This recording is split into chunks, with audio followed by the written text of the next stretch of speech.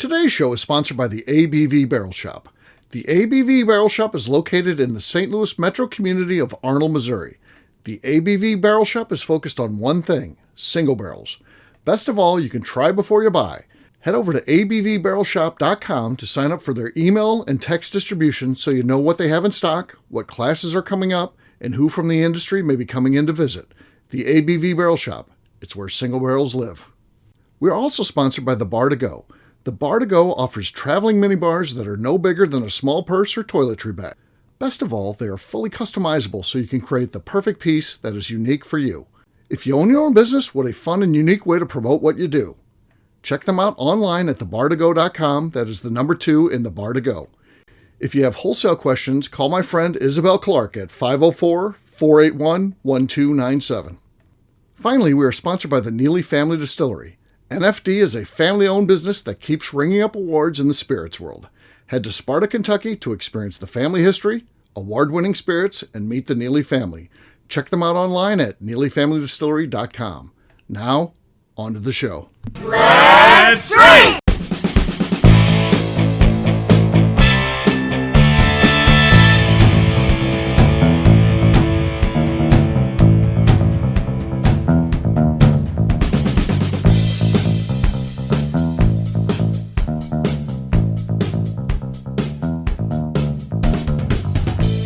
Welcome to the Bourbon Daily, the podcast about everything bourbon delivered to you every day of the week. Today we have a special show where we're going to be tasting Blue Run Bourbon Whiskey, the Tahoe Powder batch. Interesting. Comes in at 116 proof. My name is Steve Akeley. I'm joined by Darren McCroy. We're here at the ABV Barrel Shop Tasting Bar. What's going on, Darren? Nothing much. Steve, what's going on with you? Oh, not much as well. Yeah, just looking forward to it. We got an event tonight. We're kind of a little downtime between the event and a lot of activity today. Had a good day of sales today here at the shop. So, but we're at that time where we won't get anybody in. 4:00 in the afternoon. People will be coming home from work. Anybody who was off today was probably already in. So we probably won't get anybody until at least maybe 30 minutes before the class. So we've got about a half hour here. But now that we said that, we're probably going to have someone walk in within the next minute. We'll just put them on the show. Yeah. That'll be resolved easily. So we usually like to kick this thing off with something we call small talk. What do you got for us today? So the Summer Olympics are going on, as you may know. So what do you think is the true way to win the Olympics as a country? Like, do you prefer leading in golds or total medal count? I got to thinking about this yesterday. It's weird you're thinking about it because I was like, man, I wonder, is it just total medals or do you put a weighted scoring system? And I don't think they do this, but they should be. It should be like who wins the Olympics. Yeah. But I thought it probably should be weighted because gold is so important. And it's pretty simple. Maybe each gold medal is worth 5 points, and then silver's worth 3, and bronze are worth 1, and so it's weighted in that way. I don't know. I'm not sure what the answer should be, but I do think that there should be. Well, you win the Olympics, and maybe there's a special prize for that country, and maybe it's a traveling thing. I don't know. I'm not sure. Yeah. But, So, why I brought this up is because me and my dad were watching the Olympics the other day, and I was like, we're behind in the medal count. He goes, no, we have more medals than anyone. I'm like, yeah, we have more of silver and bronzes, but we only have 1 gold to therefore because we're at the beginning of this. Right. And so I was like, I guess there's really 2 different ways to look at it. Right, yeah. But I also think there should be some sort of measurement, like stat that you can easily find on what percentage of athletes from the country has won a medal. I think that would be give some of the smaller countries that don't have 600 people in the Olympics a way chance. Yeah. Yeah, you could get really complex, but people smarter than you and I, people that are really good at math, maybe could come up with something that factors in something like that as well. Yeah.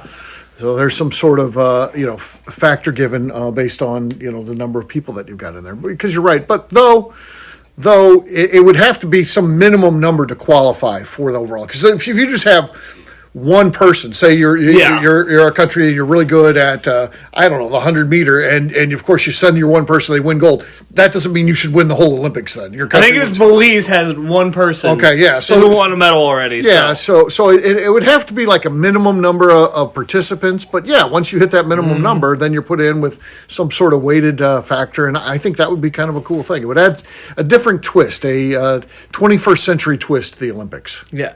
So just another one to add a little bit more time in here, but so I've been watching a little bit of Olympics, but I've noticed that certain continents are great at different sports. So I don't know if you've ever noticed this before when you've watched, but like Europeans dominate everything cycling, and like America kind of does a little bit of everything, but the Asian countries do really good in archery and judo and all this other stuff. They're winning a lot of medals right now. Do you think that is a cultural thing that like they just have been winning those things for years, and so more people see it? Or some probably success breeds success. So, So I think culturally can certainly play a factor in that.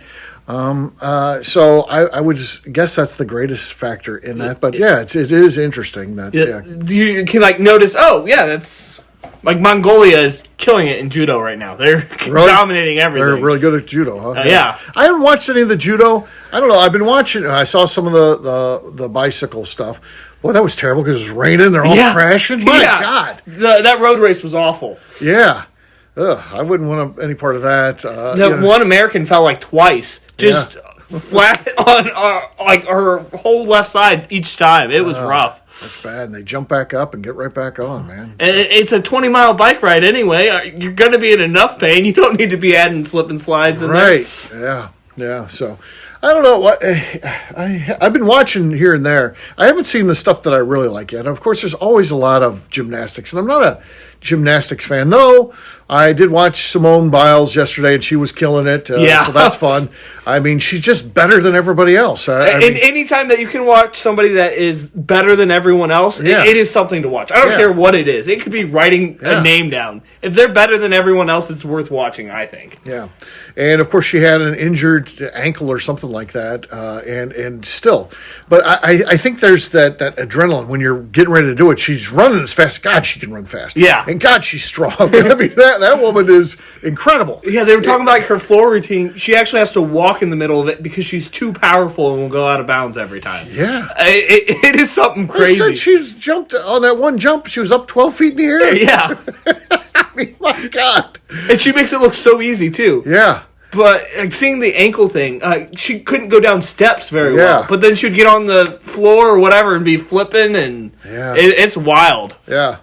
Yeah, I'm not, like I said, not a big fan of that stuff, but then I'm a fan of hers, and then watching her do it, it's like, man, that's just incredible. That is an artist there doing their art, so it's pretty cool. But I just love the stories of the Olympics. I saw there was some female gymnast that she had participated, I think, in 3 Olympics, and then took 2 off, and now she's back at this one. Yeah, that's from crazy. Brazil or something. Yeah. You think once you've done 3, you're going to be close to aging out anyway, and then to take 2 off, you're clearly done, and she comes back, she's in the Olympics here. So. Yeah, and then I also saw a lady from Indonesia, maybe first ever person to qualify for gymnastics, but tore her ACL right afterwards. I saw that. They allowed her to get up on the bar so she could be actually participate. Yeah, that was cool. That was cool. That's stuff you only get at the Olympics. That's why Olympics are special. So I do love the Olympics. I love the Summer Olympics, so it's fun. I haven't seen any of the breakdancing yet. I don't know when that starts. It seems like they're 30 years too late on that one, but I'm ready to watch some of that. I know. It must be second week with track. Yeah. I saw surfing. I do like the surfing. That was fucking awesome. And being in Tahiti's really cool, too.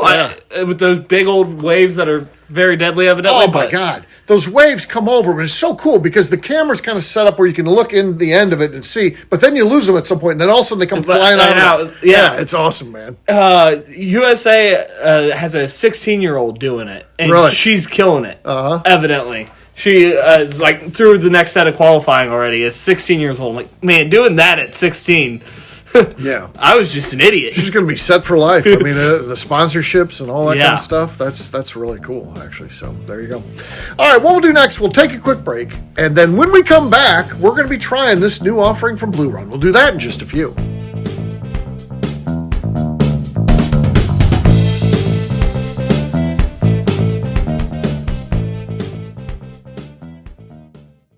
Okay, let's talk about the people that make these shows happen. First up is the Stave and Thief Society. Via their in-person class at Moonshine University in Louisville, Kentucky, the Stave and Thief Society is the place where you, a bourbon enthusiast, can expand your knowledge and emerge an executive bourbon steward. In 2017, I completed my executive bourbon steward certification. It's the most comprehensive bourbon certification available and connects you with an expansive network of bourbon enthusiasts and professionals.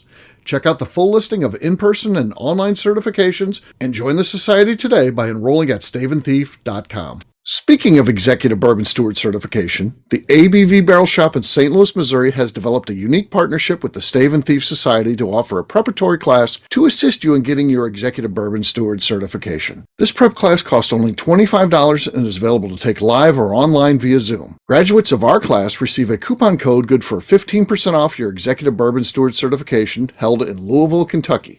This saves you almost $90. Additionally, you can collaborate with fellow attendees to split travel costs when you go to Louisville. If you're interested in signing up for the class, simply head over to abvbarrelshop.com and check out the classes and events page. Last but not least, we are sponsored by Neely Family Distillery. Royce Neely is the 11th generation distiller in one of America's oldest distilling families.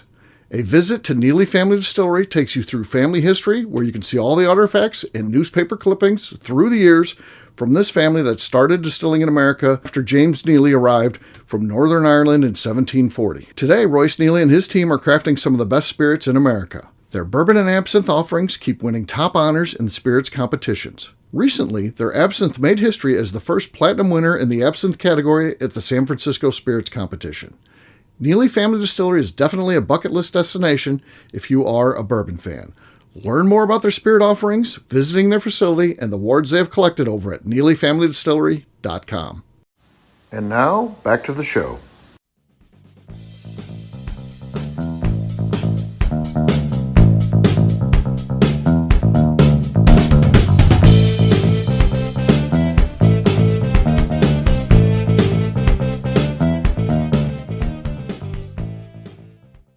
Hello, this is Daddy Kennard, and I'm recording on the ABV Network. Hi, everybody. Welcome back. It's Steve and Darren. We're here at the ABV Barrel Shop. What are we getting ready to try here, Darren? So this is part of their flight series. Okay. Which is kind of like, it's not always single barrel, but it's stuff that they choose out to, as a good expression. Right. I typed in the name and got a bunch of information from a website that didn't know what they were talking about because they thought it was a rye. Okay. Clearly says bourbon whiskey, but it's coming in at 116 proof. Okay. About $160 is About what $160. Tahoe Powder is the name of it? Yeah. And, of course, this is a big deal, or is it? Yeah, that's what it is, right? Yeah. Tahoe Powder, yeah. People keep track of what color is the butterfly. Well, as you can imagine, it's white. Yep. This one's white because Tahoe Powder, so that's... And this is a blend of 3 barrels I'm seeing here on the label now. Man, I tell you what, I can smell it right now. Yeah. It's just sitting in our glasses. Man, it's just sitting on the bar here, wafting up. It Yeah. smells great. So let's pick up these glasses. And it won several awards in San Francisco recently. Oh, my God, that is awesome.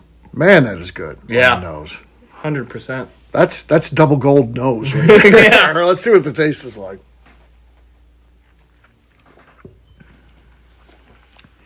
Wow. Yeah. Doesn't drink 116 No, at all. doesn't drink 116. It's good. It's sweet. Again, bubblegum note certainly is there. There's also some fruit notes, maybe a peach on there. It's good, man. Mm-hmm. I'm really liking it. Tom's shoes here now, folks. Yeah. We said somebody would walk in. We should have figured Tom. He shows up early because he moved further away. So he stops in here and he's like, well, I can't really. It doesn't make sense to go home, so we have to do some babysitting at Tom. So yes, good stuff. Blue Run, they're great quality, they do a great quality job with finding good barrels and then blending them, sourcing them, all that kind of stuff. They do a good job of making whiskey when they get Jim Rutledge there at the stills. So cool stuff. So we'll wrap this one up as we always do by talking about where people can find us. Darren, we'll start with you. Where can people find you? You can find me on Instagram at The Bourbon Adventures. All right, for me, I'm an easy guy to find at Steve Akeley, Twitter, Instagram, or Facebook. I've got a website, steveakeley.com. We've also got a company website. That thing's abvnetwork.com. Check it out. Everything that we do is out there. Previous shows, blogs, so much more, abvnetwork.com. Come by and see me, the ABV Barrel Shop, the place where you can try before you buy, or hang out with Tom Shue. It's always a good time. And, of course, if you want to get involved, there's a couple ways you can do it. Number one, help us out. Give us a 5-star review with comments. That helps new people find the show. They look at the comments. They want to see, is this show worth listening to? That's going to be their first chance to. It's like having a good bottle in bourbon. Mm-hmm. Their first chance with you is often those reviews. So that would help out.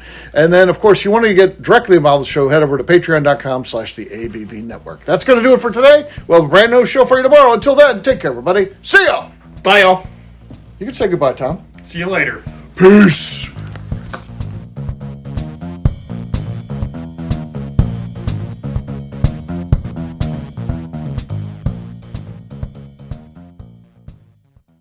Before we let you go, let's talk about one last thing. The ABV Barrel Shop in the St. Louis community of Arnold, Missouri. The ABV Barrel Shop is focused on a couple of things. First of all, single barrels. We are the place where single barrels live. We go to distilleries, taste through the whiskey, select the best barrel, and have it shipped to our store where we present it to you, our customers, by allowing you to try before you buy. We're also known for the classes that we have in our education center in the store, as well as the events we have with industry professionals from the bourbon business. If you are in the St. Louis area, please come by and visit us at 6 Fox Valley Center in Arnold, Missouri. Or at a minimum, at least sign up for our email and text distribution so you know exactly what's going on in our shop over at abvbarrelshop.com. This is Steve Akeley, owner of the ABV Network, signing off. We thank you for listening to our programming and truly appreciate your support.